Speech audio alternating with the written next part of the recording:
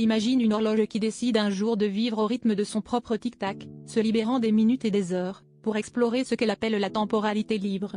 Cette horloge, nommée TikTok, en avait assez d'être l'esclave des aiguilles et des chiffres. Elle voulait goûter à une existence où le temps ne dicte pas sa vie, mais où c'est elle qui danse au gré de ses propres battements. TikTok, avec ses aiguilles rebelles, commence à réinventer chaque seconde. Elle ralentit son mouvement pour savourer les moments doux et accélère lorsque l'ennui pointe le bout de son nez. Les autres horloges, toujours prisonnières du temps linéaire, regardent TikTok avec étonnement et une pointe d'envie. Elles se demandent comment c'est possible de vivre ainsi, dans un monde où les heures ne s'enchaînent plus comme des soldats bien disciplinés. Le concept de la temporalité libre prend alors forme. C'est l'idée que le temps n'est pas une ligne droite à suivre, mais un cercle à explorer. Les jours ne sont plus de simples cases à cocher, mais des toiles vierges prêtes à être peintes avec les couleurs de l'instant présent.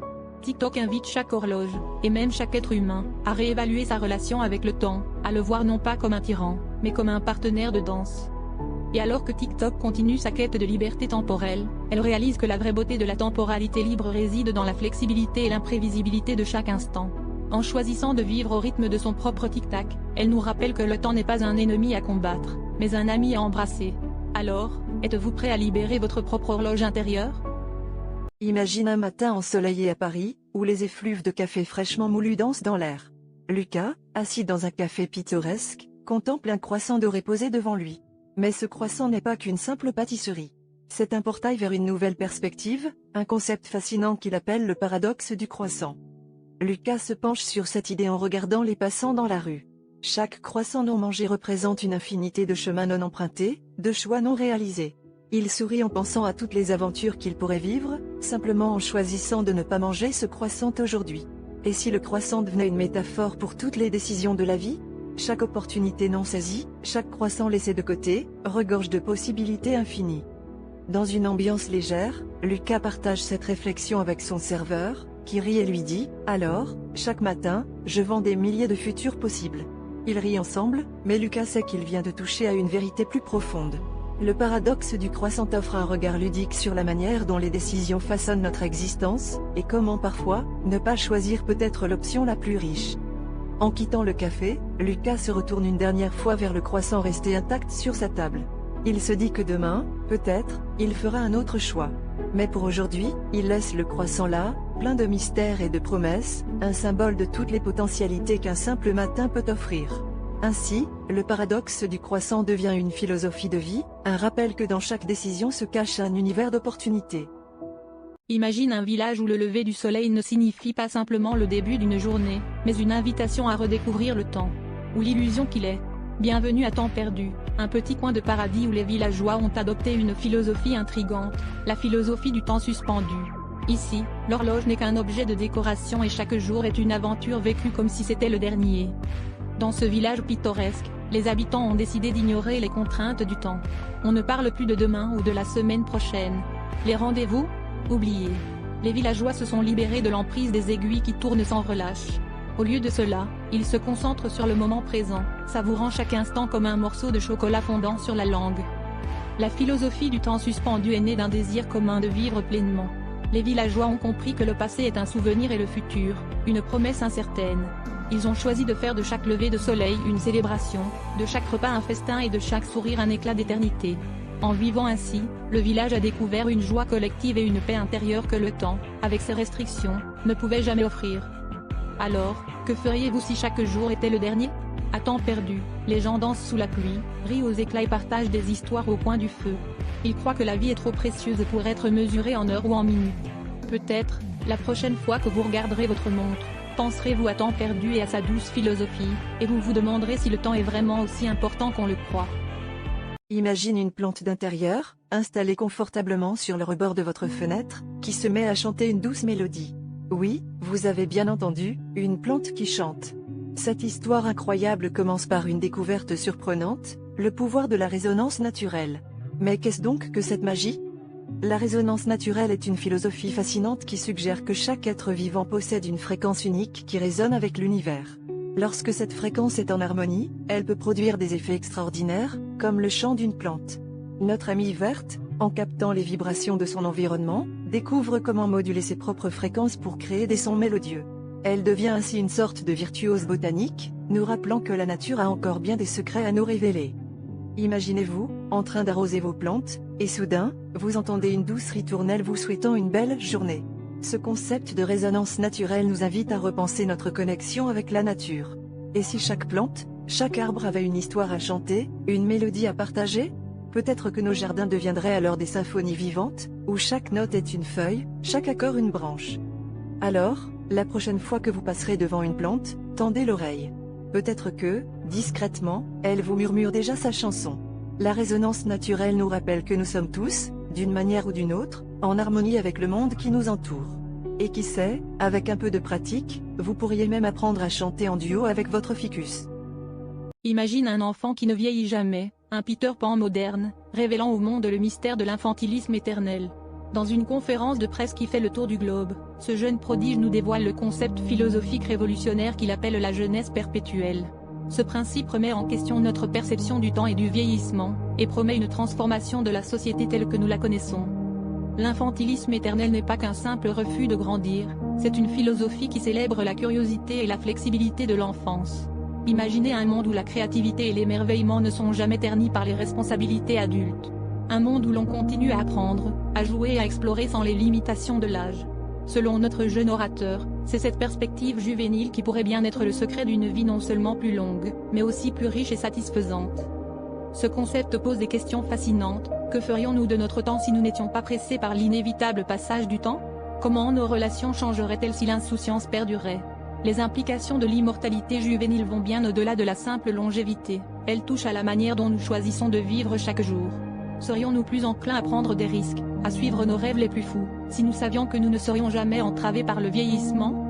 Embrasser la jeunesse perpétuelle signifie adopter une mentalité où chaque instant est une opportunité de redécouvrir le monde avec des yeux neufs. Et si, au lieu de craindre le passage du temps, nous l'adoptions comme un allié, nous permettant de vivre pleinement chaque moment? Alors, chers spectateurs, seriez-vous prêts à adopter l'infantilisme éternel et à redéfinir ce que signifie réellement vivre? Imagine une ville où chaque décision, du choix du maire à l'emplacement des bancs publics, est prise grâce à un tirage au sort. Bienvenue à Aléatropolis, un lieu où la philosophie des hasards dirigés règne en maître, transformant l'incertitude en un art de gouvernance. Dans ce coin du monde, la démocratie a décidé de prendre une tournure des plus inattendues, avec des résultats aussi surprenants que fascinants. La philosophie des hasards dirigés, c'est l'idée que, parfois, se laisser guider par le hasard peut produire des résultats encore plus justes et équilibrés que des délibérations interminables.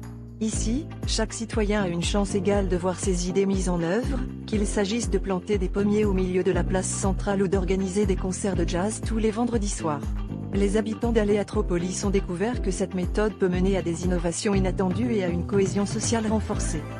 Le processus est simple mais audacieux. Chaque mois, la ville organise une grande loterie où toutes sortes d'idées sont proposées par les citoyens, puis tirées au sort.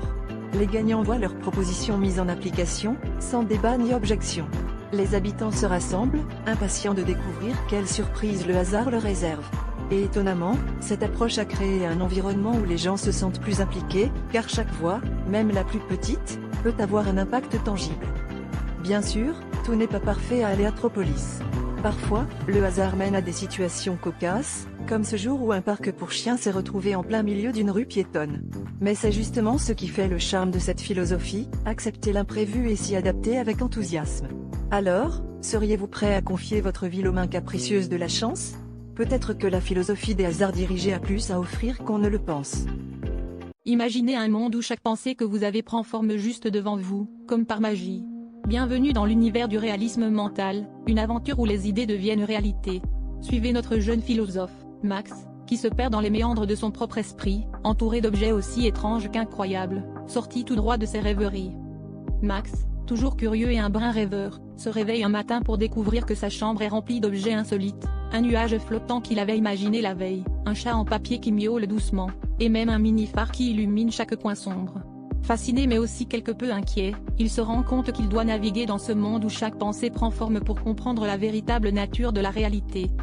Alors qu'il explore cette nouvelle dimension, Max découvre que le réalisme mental n'est pas seulement un caprice de son esprit, mais une invitation à explorer les profondeurs de la conscience humaine. Il rencontre d'autres penseurs, chaque rencontre lui offrant une perspective différente, comme un miroir reflétant les multiples facettes de son imagination. Ces rencontres l'aident à construire une nouvelle philosophie, une fusion entre l'abstrait et le concret, le rêve et la réalité.